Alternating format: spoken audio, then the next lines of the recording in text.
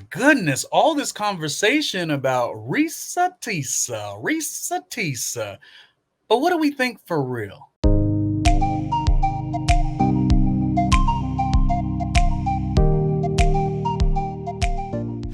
Okay, so I was originally not that interested in a 50 parts TikTok series. Now, Risa Tisa, not necessarily like, telling this story to go ahead and like, make a name for herself. That was not really the intention, but it was a moment that she had dealt with something. It was very difficult for her, and she shared it. She thought it'd be a word, a wise word to help others. And that's all it really was supposed to be. And of course, it became a really big story amongst, a viral story and the reels and the TikToks and the YouTube shorts and stuff like that. And it's kind of taking a moment of its own. And because I much more love a long form content, I don't want to like look at something chapter 1, chapter 48, chapter 40, 49. Like, I don't want to wait. That's a lot of time wasting. Just tell me it in one shot. Um, but nonetheless, generally the story, and she does feel like, she had went through an experience that was difficult to her. She was talking about the red flags that she went through, and it sucked for her, and that's all it should have been. And then you got to wonder, so it did kind of, become a really big thing, like a viral sensation of sorts. And then all the other elements that come to it, in terms of like, you know, physically. And those are the things that I'm like, I don't think that's all good. Like she was just trying to share and express herself. And suddenly, there's a lot of thought process of like, oh, come on, you knew what you were signing up for because someone with your aesthetic, and that's talking about being a little more heavy set. And I'll give you my experience with heavy set and weight and all these things in a second. Sometimes people feel like you shouldn't feel worthy of something great. And that's really where it got a little sticky for me. Now, again, what had happened to her, but the notion of, she, on the Tamron Hall show, she's explaining like the chatter really, that at least the chatter that hurt her was that, a lot of commentary on like, well, you should have known because like almost like you're not lovable because of your body type. And now here's what I'll tell you about body type. For me personally, I have been upwards in the 315, 320 range, and then upwards or downwards, I guess, towards the 175, 185 range. As a grown up, 26, 27, 28 years old, weight has always been a thing for me. And I know that people sometimes receive weight in a different way, but I don't know that I could give the notion that just because she is a specific body type, that she's not worthy of like wanting the best in life.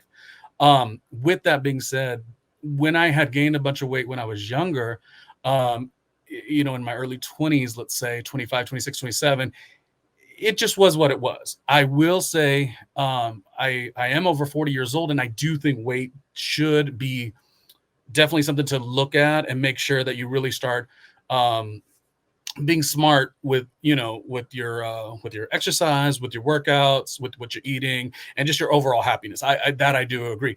But the blanket notion of like you're not worthy if you're not a size 2, that's the part that's like a little like, ugh. Now again, she spoke on Tamron Hall, and like who would have thought like this whole thing would have been this big?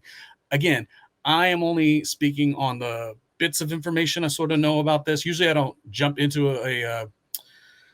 an episode or give my own commentary without like fully diving into the thing, but I'm not fully diving into what she went through. I'm diving into the reaction. I'm diving into the notion that because she does not fit the status quo visualization of what I feel like I deserve the best. Like somehow because she doesn't like look the way that is deemed to be able to feel that way, suddenly we're like knocking her for her looks. And it's just like, I know that maybe was to be expected. I imagine that was to be expected. I imagine the vulnerability she put out there, but like, I just don't know that she expected all of this. She shared her vulnerability. I think that that's all that it was. I think she generally has a good disposition and a good heart. And hopefully this could be a little bit of a moment where it's like, listen, yes, it's kind of like the Lizzo situation. Lizzo was always looked at as like she couldn't be happy because she was big. Like that was always what was there. But on the flip side, me as somebody who has really, really went from this to this and this and this and that, it's always changing. I do admit that, yes, 28, 32, 35 even, you know, having your own set of weight issues is a thing, but the older you get, the more you really gotta watch it. You really, really do. So on one hand, I think it's a great thing that she is in the public eye now, talking to Tamron Hall, like who would have thought? And I also think it's a great opportunity for her to utilize this moment and this momentum to maybe not say, I'm going to lose the weight on the basis of the critique. I'm going to lose the weight because I've been given this platform. I've been given a lot of support, as much as she's been given not a lot of support. And I'm going to take that momentum and sort of take control of my life in a really good way. So like I say, I think, you as a person should always stand confidently. Even when your stuff isn't together, you should always be like, I deserve the best. I do. I 100% do. But when it comes to a space of like, because nobody really knows what the issues are behind people who do gain the weight, and whatever thyroid issue or whatever the case, or sometimes the scheduling within the obstacles that come up within your life is something too. Whatever it is, this is a wonderful moment for her to fully like give not a weight loss makeover, because I'm not saying it's bad that she is the body type that she is, but just a life makeover. Like basically taking this experience where she did become vulnerable and it did cause problems in her life, and she shared it, and now suddenly she is a sort of Tamron Hall household name. Take that and like really like do a reinvention of yourself, a rebrand of yourself. I think this is a good time for that. And I know that weight isn't necessarily the only issue at hand, but in some ways it is, because I wonder if physically this information, this vulnerable information, was disseminated by someone else, would the reaction be what it was? Is that one of the mechanisms that made everyone have such an effect? Like, oh, who does she think we have our little visualizations of like, who can say I'm worthy, and I'm worthy of this type of love, or whatever the case. And again, it's very much to the point of some of Lizzo's, it was as if she couldn't do right by people sometimes, just because it was like she wasn't really allowed to be happy. Why not? Yes, she is a body type that is not the what you're used to seeing as a pop star, but why can't she still be happy? But again, I'm going to be very I guess both sides of the fence on this, and say, based on my own experience with weight being real big and really slim at different stages, that it is also a health thing too. So while, me personally, I'm not judging anyone on the basis of they have fallen off a little bit and have gained a bunch of weight. I'm more concerned about what happened there. But I also think we can't be in the same space. We could be so like proud, like, rock out at any body type, love who you want to love, and be like confident in that. I believe that you do also have to start thinking of like, oh, it's a little bit different. And that's me personally. Like I said, when I had gained a bunch of weight in my it was late 20s, right before I dropped it all. And I'm very proud of that tenacious dedication that I put into that experience. But, obviously not a healthy thing that I had been so heavy. But at the time I was overworked. I was chasing a career in the world of radio, and there was a marketing element to being the funny fat guy on the radio station and the agent that I had at the time. So it all kind of made sense then. But, as I get older, like there will never be a moment, I think even at the age of 35, but specifically like 38, I was like, oh yeah, no.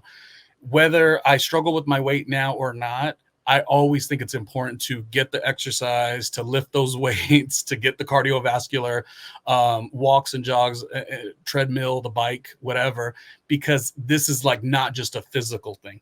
But yeah, the REESA TEESA thing just opened up all of our minds to this conversation of like, what you look like and what you feel like you deserve. I think, listen, REESA TEESA deserve everything that you want. Everything that you want, you should be able to have.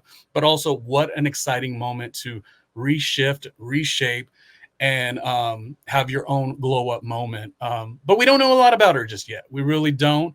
The story that was told on that 50-part social media series, why we love short form content, is crazy to me. Just give me the story once. I don't need to click, click, click, click. I don't need to like this crazy to me.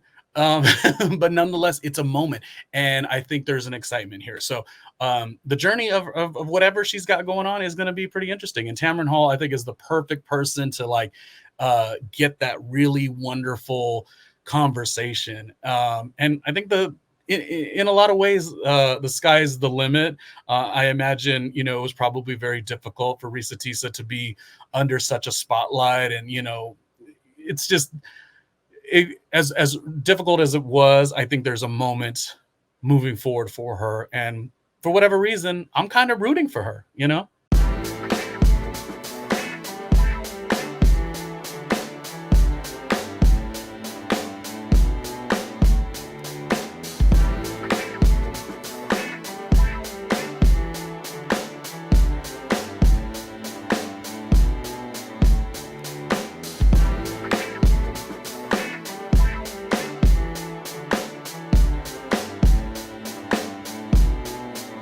Hey, Ronnie Jr.